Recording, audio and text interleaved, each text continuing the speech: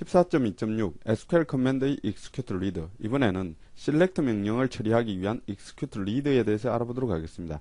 이 execute read의 경우에는 결과 집합을 얻어냅니다. 그래서 그 결과 집합을 출력을 하는 특징이 있습니다. 예를 들어서 여기에 먼저 select 명령이 하나 있습니다. select 별 from address라고 해서 address에 있는 모든 데이터를 얻어오는 명령이 되겠습니다. 이 명령을 이용해서 이와 같이 커맨드 객체를 하나 생성을 하고 있습니다. 이 커맨드 객체의 경우에는 select 명령이기 때문에 이와 같이 execute read를 호출하게 됩니다. 이렇게 하면은 그 결과 집합으로 SQL 데이터 리드라는 것을 이렇게 얻을 수가 있습니다. SQL 데이터 리드를 얻었다면은 레코드 단위로 키를 이동시키면서 해당 레코드에서 데이터를 추출하면 되겠습니다. 레코드 단위로 키를 이동시키기 위해서는 리드라는 함수를 이용하면 되겠습니다. 그리고 나서 키를 이동시켰다면은 이와 같이 첫 번째 칼럼을 인트형으로, 두 번째 칼럼을 스트링형으로, 세 번째 칼럼을 스트링형으로 이렇게 얻어내면 되겠습니다. 이렇게 하면은 각각의 하나의 레코드 안에 들어있던 모든 데이터를 이렇게 추출할 수가 있습니다. 그리고 나서 다시 키를 이동시켜서 데이터를 출력을 하면 되겠습니다. 모든 레코드를 전부 다 출력할 때까지 이와 같이 계속적으로 화일문을 동작하면서 이와 같이 출력을 하면 되겠습니다. 이 구문이 SQL 데이터 리드를 이용하는 아주 표준적인 구문이 되겠습니다. 14.2.7 SQL 커맨드의 파라미터. 이번에는 select 문장에 파라미터를 이용해 보도록 하겠습니다. 일단 SQL 쿼리에 파라미터가 있어야 되겠죠. 그래서 이같이 select SQL 쿼리에 파라미터 두 개를 이렇게 지정을 했습니다. 이 파라미터를 사용할 때는 제일 먼저 타입을 설정하고 값을 할당하고 execute를 호출하면 되겠습니다. 그래서 이와 같이 addr1에는 캐릭터형으로, addr2에는 캐릭터형으로 타입을 설정을 했습니다. 그 다음에는 값을 설정해야 되겠죠. 그래서 addr1에는 서울시, addr2에는 대전시라고 이렇게 값을 할당했습니다. 이 조건은요, 현재 주소가 대전시이면서 서울시인, 대전시나 서울시인 주소를 모두 달라는 쿼리가 되겠습니다. 그래서 그 결과를 얻기 위해서 execute read를 호출해서 SQL 데이터 리드를 얻어내면 되겠습니다. 이 insert 문장이나 select 문장에서 파라미터를 사용하는 방법은 동일합니다. 타입을 설정하고 값을 할당한 뒤에 execute 구문을 호출해주면 되겠습니다. 14.2.8 SQL injection. 우리가 쿼리를 작성할 때 이와 같이 데이터를 입력한 뒤에 문자열을 조합해서 하나의 쿼리를 완성합니다. 하지만 앞에서 배운 방법처럼 파라미터를 이용하면 이와 같이 파라미터를 지정을 하고 그리고 나중에 값을 할당한 뒤에 SQL 쿼리를 완성시킵니다. 하지만 이 문자열의 조합 같은 경우에는 아주 위험한 경우가 있습니다. 예를 들어서 이와 같이 변수 형태로 값을 입력하고 하나의 쿼리를 완성한다고 가정을 하겠습니다. 이때 이 변수에 해당하는 데이터를 사용자로부터 텍스트 박스로부터 입력을 받는다고 가정을 하겠습니다.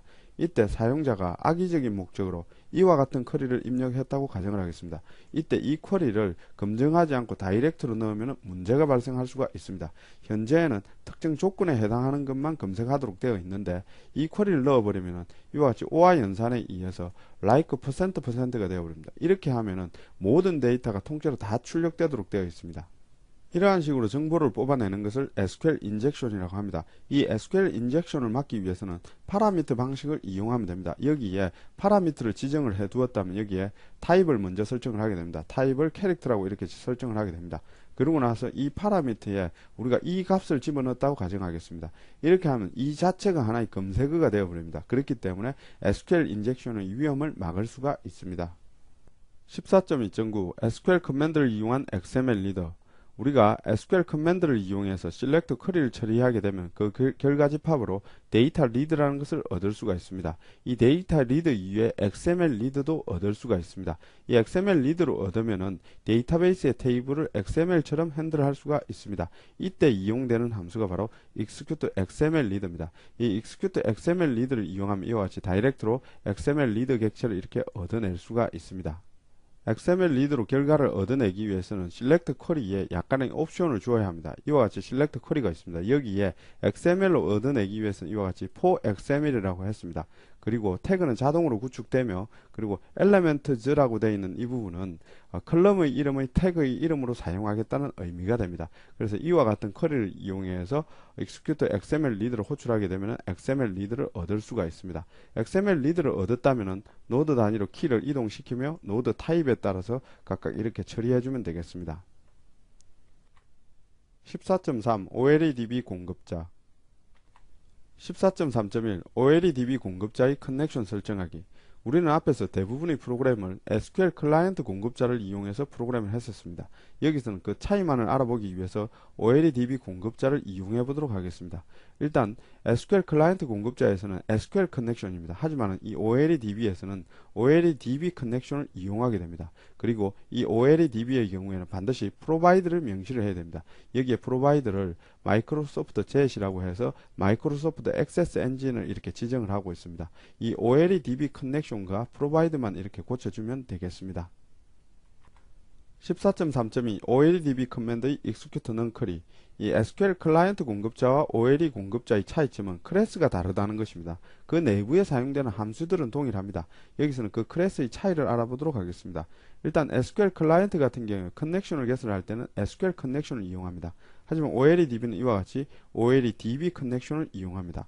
그리고 커맨드의 경우에는 SQL 클라이언트에서는 SQL 커맨드를, 그리고 OLEDB에서는 OLEDB 커맨드를 이용하게 됩니다. 14.3.3 OLEDB 커맨드의 파라미터. 이 예제는 SQL 커맨드의 파라미터 예제와 동일합니다. 단지 다른 것은 여기에서 보시는 것처럼 데이터베이스가 다릅니다. 그렇기 때문에 이와 같이 프로바이드를 지정을 하고 있습니다. 그리고 SQL 커넥션 대신에 OLEDB 커넥션을, SQL 커맨드 대신에 OLEDB 커맨드를 사용합니다. 그리고 파라미터의 타입을 지정할 때 이와 같이 SQL 타입을 사용하지 않고 OLEDB 타입을 사용하게 됩니다. 이 세 가지만 바꾸시면 앞의 예제와 동일한 예제입니다. 14.3.4 OLEDB 커맨드의 execute reader. SQL 클라이언트 공급자에서는 데이터 리드를 반환을 하는데 SQL 데이터 리드를 반환을 합니다. 하지만은 이것은 OLEDB 공급자이기 때문에 OLEDB 데이터 리드를 이렇게 반환하게 됩니다. 그 외 함수들은 동일합니다. 키를 움직이기 위해서 리드 함수를, 그리고 각각의 칼럼의 순서를 이용해서 데이터를 얻는 부분은 동일합니다. 14.4 데이터셋과 데이터 어댑터. 14.4.1 데이터셋과 데이터 어댑터의 관계. 이 데이터 어댑터의 경우에는 데이터셋과 데이터베이스의 중간 다리 역할을 하게 됩니다. 이 데이터 어댑터를 이용해서 데이터 어댑터의 select 커맨드를 이용해서 우리는 데이터셋을 만들게 됩니다.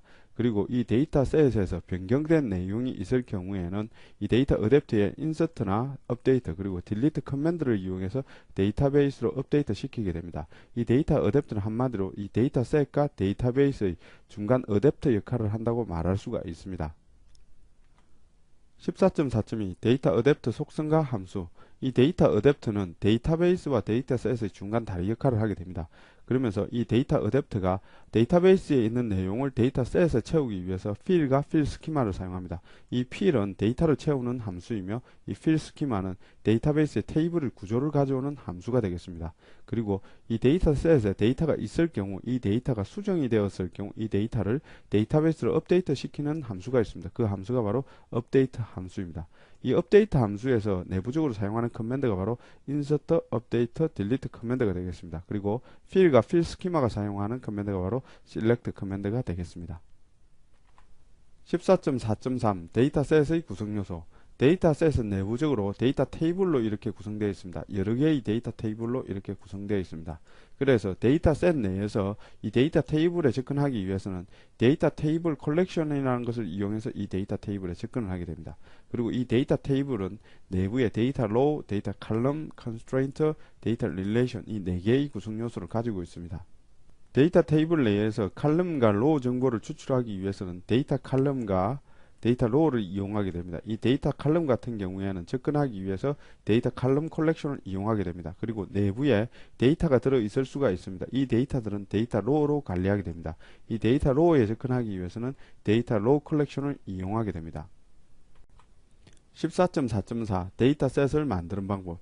이번에는 데이터 어댑터를 이용해서 데이터셋을 만들어 보도록 하겠습니다. 일단 데이터 어댑터를 하나 만들어야 됩니다. 그래서 이와 같이 SQL 클라이언트 공급자의 SQL 데이터 어댑터 객체를 이렇게 하나 생성을 하고 있습니다.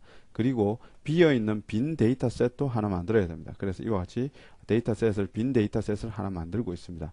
이 데이터 어댑터에서는 데이터를 가져올 명령을 지정을 해야 됩니다. 여기서는 select 별 from address라고 해서 SQL 커맨드 객체를 하나 만들어서 select 커맨드에 이렇게 지정을 하고 있습니다. 이와 같이 준비가 되었다면 이 데이터 어댑터를 이용해서 데이터셋에 데이터를 채워주면 되겠습니다. 이때 이용하는 함수가 fill이라는 함수입니다. 그래서 데이터 어댑터를 이용해서 이와 같이 데이터셋에 데이터를 채우고 있습니다. 이렇게 하면은 이 명령이 실행되어서 이 결과 내용들이 전부 다 데이터셋 안으로 들어가게 됩니다. 그리고 여기서 하나 알아두실 것은 여기에 커넥션을 개설을 하고 그리고 나서 이 커넥션을 이 커맨드의 매개 변수로 넣어주고 있습니다. 그리고 다 사용을 하면 이와 같이 커넥션을 닫아주고 있습니다. 하지만 여기서 이 커넥션을 열어주고 그리고 여기서 커넥션을 닫아주는 이 부분이 없어도 상관이 없습니다. 이 데이터셋 같은 경우, 데이터 어댑터 같은 경우에 필요할 경우 자동으로 커넥션을 개설하고 필요 없을 경우 자동으로 커넥션을 닫아버립니다. 그렇기 때문에 이 구문을 생략해도 되겠습니다. 만약 여러분이 이와 같이 명시적으로 오픈을 했다면 이와 같이 명시적으로 닫아줘야 합니다. 하지만 여기서는 내부에서 자동으로 열고 닫기 때문에 이 부분은 생략해도 되겠습니다.